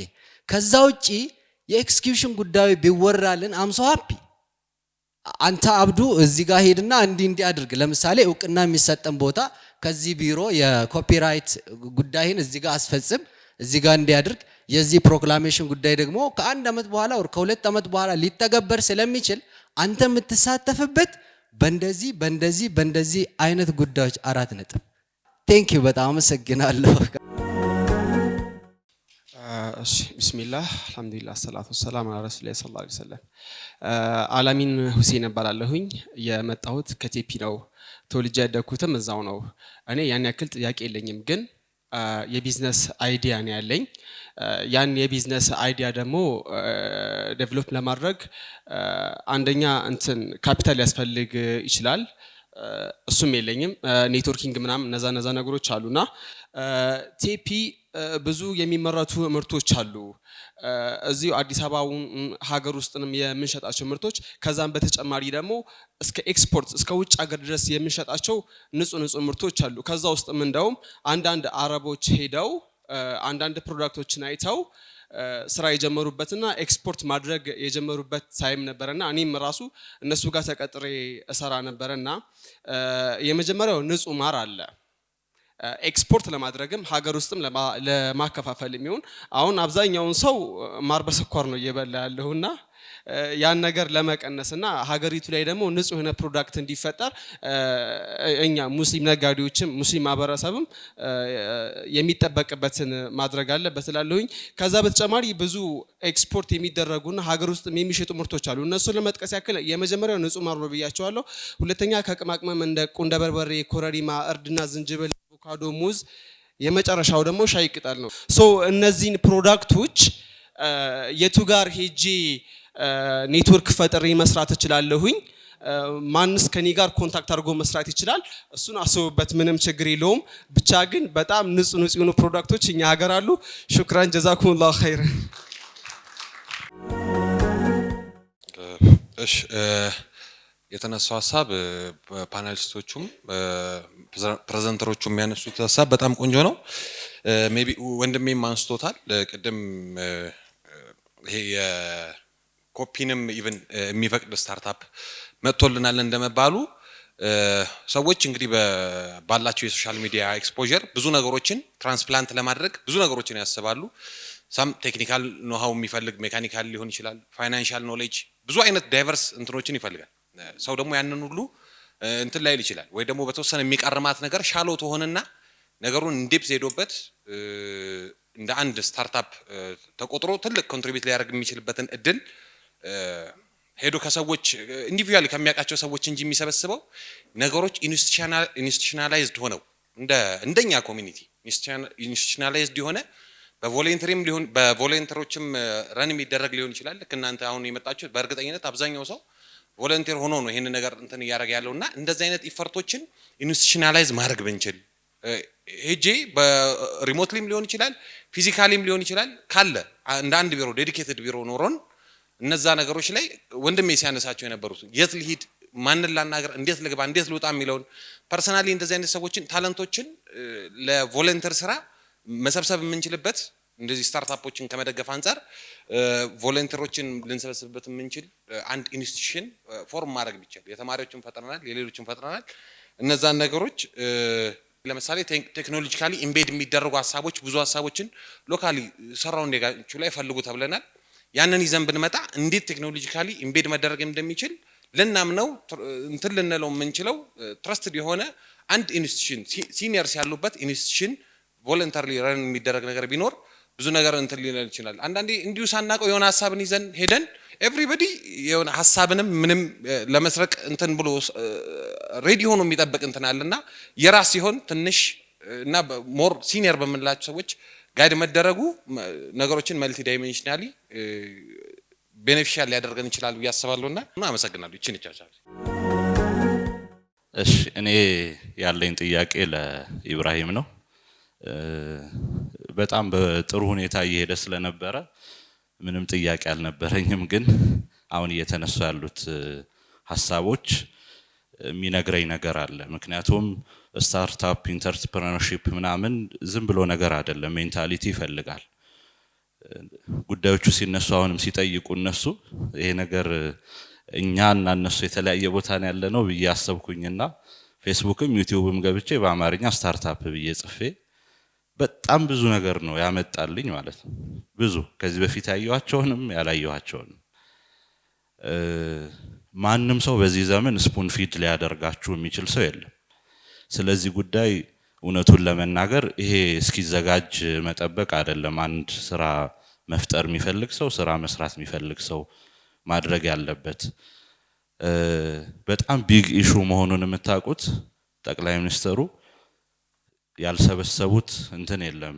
አይታችሁት ከሆነ አዲስ ኢንተርናሽናል ኮንቬንሽን ላይ የ2 ሰዓታት ኢንተርቪው ሰጥተዋል በዚህ ጉዳይ ላይ። እንግዲህ አገሪቱ መሪ በዚህን ያህል መልኩ የወጣበት በጣም ብዙ የቴሌቪዥን ፕሮግራሞች የተሰሩበት ብዙ ስልጠናዎች ተዘጋጅተውበታል። ይሄ ነገር ሁሉ ሶሻል ሚዲያ ላይ ካመለጣችሁ የዲጂታል ውሏችሁን ብታስተካክሉ ብዬ እመክራለሁ፣ እውነቱን ለመናገር ማለት ነው። ይሄንን ማስተካከል ካልቻልን ምንም ጂኒየስ የሆነ ሐሳብ ምናምን ብንፈጥር ነገ ስኬታማ ሊሆን አይችልም። ኢብራሂምን መጠየቅ የምፈልገው አሁን ይሄ እንደዚህ የገባንበትን የማይሆን ትራክ ላይ የፋይናንሻል ሊትሬሲያችንን ለማስተካከል ስለ ቢዝነስ፣ ስለ ኢንተርፕረነርሺፕ፣ ስለ ስታርታፕ ያለንን እውቀት ለማስተካከል የዲጂታልም የመሬት ላይ ውሏችንም ምን መምሰል አለበት። ሌሎቹም ተጨማሪ ሐሳብ ካላቸው ቢሰጡበት ደስ ይለኛል። ይሄ ነው የኔ ጥያቄ። ቴንክ ዩ። ሰላም አለይኩም ወራህመቱላሂ ወበረካቱ። ቢስሚላህ ወሰላቱ ወሰላሙ አላ ረሱሊላህ ሰለላሁ ዐለይሂ ወሰለም። ያው እኔ ሐሳብ ለመስጠት ምናምን ሳይሆን ጥያቄዎች ነው ያሉኝ እና እንድትመልሱልኝ እፈልጋለሁ። መጀመሪያ ጥያቄ የማነሳው ስለ ቢዝነስ ስታርታፕ እናንተ ሀላል ቢዝነስ ፎረም ከሙስሊም ተማሪዎች ጋር በመሆን ያዘጋጃችሁትን ከማድነቄ ጋር ግን ይሄ ስታርታፕ ቢዝነሱ ትሬኒንግ አለው ወይ? ለተማሪዎች የሚሰጠው ትሬኒንግ ካለ እሱን እንድንወስድ ብታደርጉ ፍላጎቴ ነው። ሁለተኛ ማነሳው ጥያቄ ዛሬ ሀሳቡን ከማንሳት ባለፈ ሀሳቡን ከማስተዋወቅ ያለውን ህግም ለኛ ከመንገርና ኢንፎርም ከማድረግ ባለፈ ይሄ ስታርታፕ በተለይ ሀላል ቢዝነስ ፎረም ስታርታፕን የጀመሩ ሰዎችን እንደ ምሳሌ አድርጎ መጣው ፕሬዘንት እንዲያደርጉ ቢደረግ መልካም ነው ብዬ አስባለሁ። እስካሁን ድረስ የተነሱት ሀሳቦች ናቸው። እንዴት መጀመር እንዳለብን፣ እንዴት መሆን እንዳለበት ህጋዊ ማዕቀፉ ምናምን በተመለከተ ነውና ስታርታፕ ያላቸው ሰዎች አመጡ እንዴት እንደጀመሩት ምናምን አንዳንድ ምሳሌ መሆን የሚችሉ ሰዎች ቢመጡና ትሬኒንግ እንወስድ መልካም ነው ብዬ አስባለሁ። ሶስተኛ ማነሳው ሀሳብ ሀላል ቢዝነስ ፎረም በተመለከተ ነው እና ሀላል ቢዝነስ ፎረም ተማሪ ተኮር የሆነ ስራ አለው ወይ? እነሱስ እነማን ናቸው? እንድታሳውቁን በሚል ነው። ሰላም አለይኩም ወራህመቱላሂ ወበረካቱ። እሺ ቢስሚላህ አመሰግናለሁ። አጋጣሚ ከኔ በፊት ያለው ልጅ የሆኑ ሀሳቦችን አነሳና ስለ ስታርታፕ ያሉት ነገር ሃይላይት ነው የተነገረን። ብዙዎቻችን እንፈራለን፣ ስፔሻሊ ኢትዮጵያ ውስጥ ቅድም እንደተነሳው ካለው ሁኔታ አንፃር ፕሮክራስቲኔት እናደርጋለን፣ እንፈራለን። ቢዝነሱንም ለመቀላቀል ደፍረን አንገባም፣ ሀሳብም ቢኖረን ማለት ነውና አንደኛ ሜቢ አሁን ላይ መመለስ ከቻላችሁ አንደኛ ስታርታፕ ስንጀምር ወይም ደግሞ መጀመሪያ ያሰብን ሰዎች ምን ያህል ታይማችን ለስታርታፑ መስጠት አለብን? ምን ያህልስ ካለን ገቢ ወይም ካለን ገንዘብ ምን ያህሉንስ ማውጣት አለብን? ካለፉት ጊዜያቶች ብዙ ስታርታፖች ዝም ብሎ ለዛሬ ነው እንጂ ኤም ኖሯቸው ወይም ለወደፊት አድጋለሁ እንደዚህ አደርጋለሁ የሚል ትልቅ ቪዥን ሳይኖራቸው ነው የሚጀመሩት እና ሰፈር ላይ ብትሄዱ ለምሳሌ የሆነ ሰፈር አንድ ሱቅ አግኝታችሁ በሚቀጥለው ገበያ እንትን ስልክ ቤት ሆኖ ልታገኙ ትችላላችሁ። በሚቀጥለው ደግሞ ሌላ ነገር፣ በሚቀጥለው ሌላ ነገር ሆኖ ልታገኙ ትችላላችሁና ይሄ ነገር ቪዥንም ካለመኖር ይመስለኛል እና ለስታርታፕ ምን ያህል መሰጠት አለበት የሚለውን ነገር ብትመልሱልኝ ደስ ይለኛል። አመሰግናለሁ።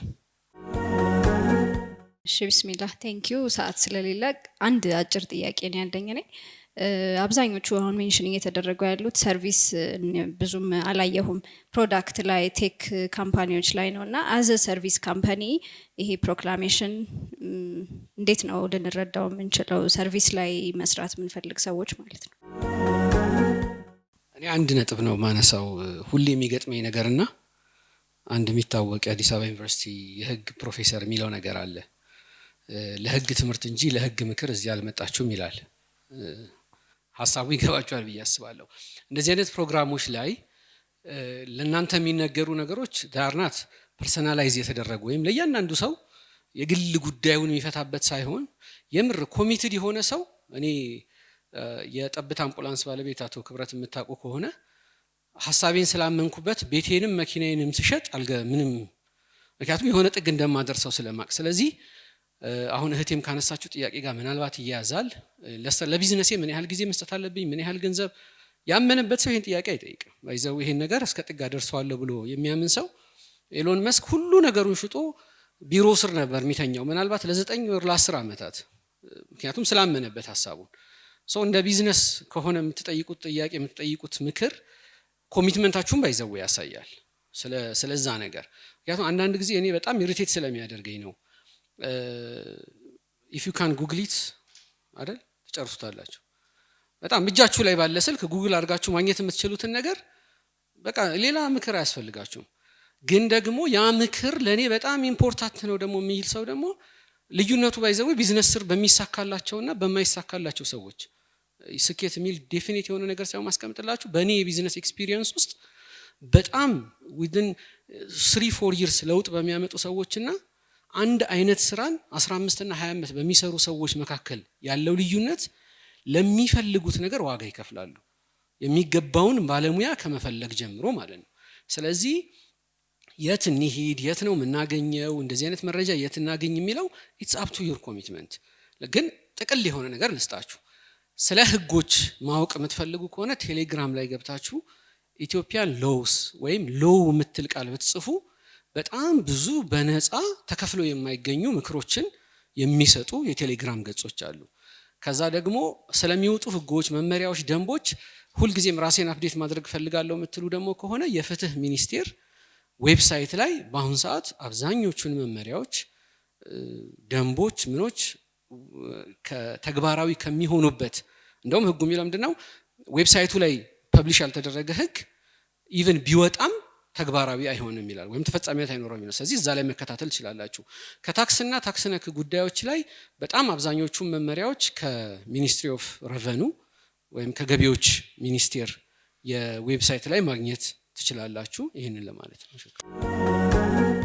እሺ አስተያየቶችን በተወሰነ መልኩ ወደ ጄኔራል ጥያቄ ለመቀየር ለሞክርና የተወሰኑ ሐሳቦችን ላንሳ በተለይ ስታርታፕም ይሁን ሌላም ቢዝነስ ለመጀመር የምናስብ ሰዎች መሰረታዊ የሆነ የቢዝነስ እና የፋይናንስ ዕውቀት ስልጠናዎች ያስፈልጉናልና ሪከመንድ የሚደረጉ አንድ ሰው ወደ ቢዝነስ ቀጥታ ከመግባቱ በፊት ማወቅ አለበት ተብለው ሪከመንድ የሚደረጉ የስልጠና አይነቶች አሉ ቢዲኤስ አለ ኢምፔርቴክ የሚባል የኢትዮጵያ ኢንተርፕረነርስ ዴቨሎፕመንት ኢንስቲትዩት የሚሰጠው የስልጠና አይነት አለና እነዚህን ስልጠናዎች መውሰድ አስፈላጊ ናቸው ብዬ አስባለሁ ስልጠናዎች እንዴት ይገኛሉ የኢትዮጵያ ኢንተርፕረነርስ ዴቨሎፕመንት ኢንስቲትዩት የራሱ ዌብሳይት የራሱ ፌስቡክ ፔጅ አለው እሱን ፎሎ አፕ ማድረግ ያስፈልጋል ግን ደግሞ ስልጠና ኢዝ አን ኢንቨስትመንት ብዙ ጊዜ ሚስ የምናደርገው ነገር ኦኬ ቤት ለመከራየት እንከፍላለን እቃ ለመግዛት እንከፍላለን ግን እኛ ላይ ለመስራት ደግሞ ኢንቨስት አናደርግምና እሱንም ኮንሲደር ማድረግ ያስፈልጋል ፋይናንሻል ሊትሬሲ ላይ ሊሆን ይችላል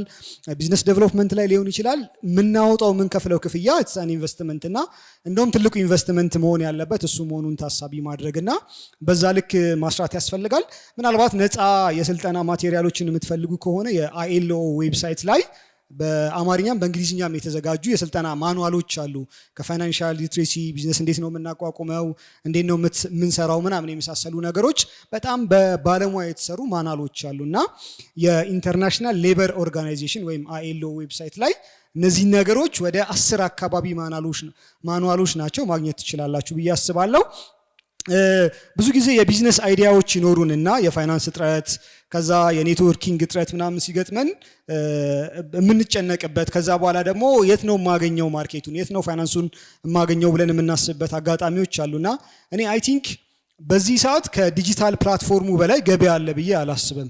ሂውጅ የሆነ ትልቅ የሆነ ገበያ ነው። ለምሳሌ አንድ ሰው መርካቶ ላይ አንድ ሱቅ ቢከፍት አክሰስ ማድረግ የሚችለው መርካቶ አካባቢ ላይ የሚመጣን ሰው ብቻ ነው።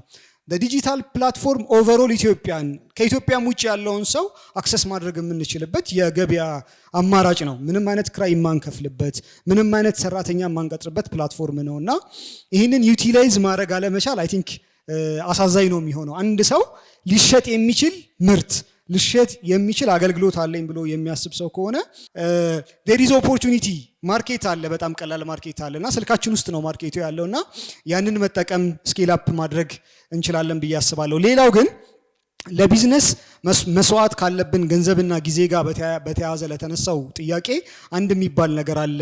ቢዝነስ በፕላን ቢ የሚሰራ አይደለም። ሶ የሆነ ስራ እየሰራ የሆነ ከቤተሰብ ጋር እየኖርክ ከቤተሰብ እየተደጎምክ የሆነ ስራ ቦታ ላይ ተቀጥረ ምናምን የሚሰራ ስራ አይደለም። ቢዝነስ ፕላን ቢ የለውም፣ ፕላን ኤ ብቻ ነው ያለው። ሰው ፕላን ኤ ብቻ ከሆነ ያለው ፕላን ቢ የለኝም ብለህ የምታስብ ከሆነ ሁሉን ነገርህን ይዘህ መግባት አለብህ ይባላል። እንደውም በቢዝነስ አሰልጣኞች ዘንድ በብዛት የሚነገር ታሪክ አለ፣ መርከብህን አቃጠል የሚባል ብዙዎቻችን እናውቀዋለን አይደል? የጣሪቅ ቢን ዘይድ ታሪክ። ኦኬ ከሞሮኮ ከበርበር ተነስቶ ተሻገረ፣ ሜዲትራኒያን ባህርን ተሻገረ። ከዛ እጁ ላይ ያሉት ወታደሮች አነስተኛ ናቸው፣ ከፊት ለፊቱ ትልቅ ጦር ነው ያለው። ስለዚህ እነዚህ ወታደሮች ምን አላቸው? ሁለት አማራጭ አላቸው፣ መታገል፣ መመለስ አላቸው። ፕላን ኤ ፕላን ቢ። እነዚህ ሰዎች ፕላን ቢ የሚባል እንዳይኖራቸው ምንድነው ያደረገው? መርከቡን አቃጠለ። ስለዚህ እጃቸው ላይ ምን ቀረ? ፕላን ኤ መታገል። ስለዚህ ታገሉ፣ አሸነፉ ማለት ነው። ሶ there is no ፕላን ቢ ኢን ቢዝነስ። አሁንም እደግመዋለሁ፣ ወደ ቢዝነስ መግባት የምናስብ በስታርታፕም ሆነ በሌላ ስኬል መግባት የምናስብ ከሆነ መርከባችንን አቃጥለን ነው መግባት ያለብን። አመሰግናለሁ። እውነቱን ለመናገር እስካሁን ከተማርኳቸው ነገሮች መጨረሻ ላይ የተናገረው ነገር ነው ከኔ ህይወት ጋር ሪሌት ያደረገብኝ። ለካ ቢዝነሶቼን ፕላን ቢ እያደረኩ እያያስኳቸው ነው ፌል የሚያደርጉብኝ እና ወሳኝ ትምህርት ነው የተማርኩት። በጣም ነው የምናመሰግነው ፓናሊስቶቻችን፣ ፕሬዘንተሮቻችን። ማለት ይሄንን አንድን ሀገር ይቀይራል ተብሎ የመጣን ፕሮክላሜሽን በዚህች ትንሽ የ2 እና የ3 ሰዓት ሴሽን ውስጥ ሙሉ ለሙሉ አዳርሰን እንጨርሳለን ለማለት ሳይሆን ይሄንን መድረክ ያዘጋጀ ነው። ኢትዮጵያ ላይ ብዙ ኦፖርቹኒቲዎች ይመጣሉ።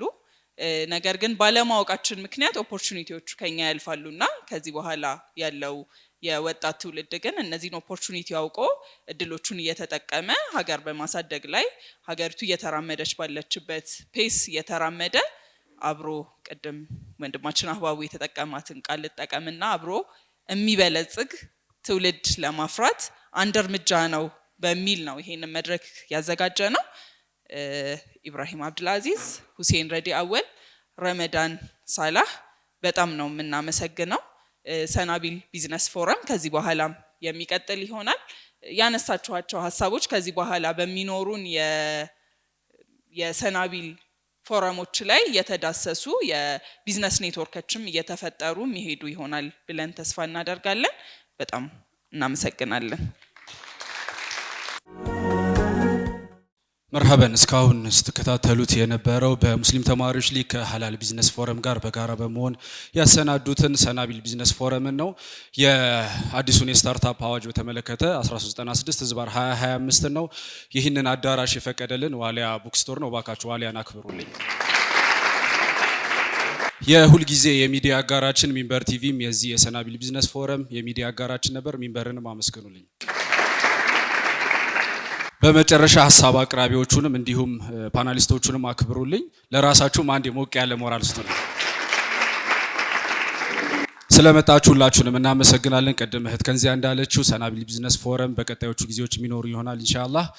ሁላችሁም ስለተገኛችሁ እናመሰግናለን። የዛሬው መርሃ ግብራችን ይህንን ይመስል ነበር። ወሰላሙ አለይኩም ወራህመቱላሂ ወበረካቱ።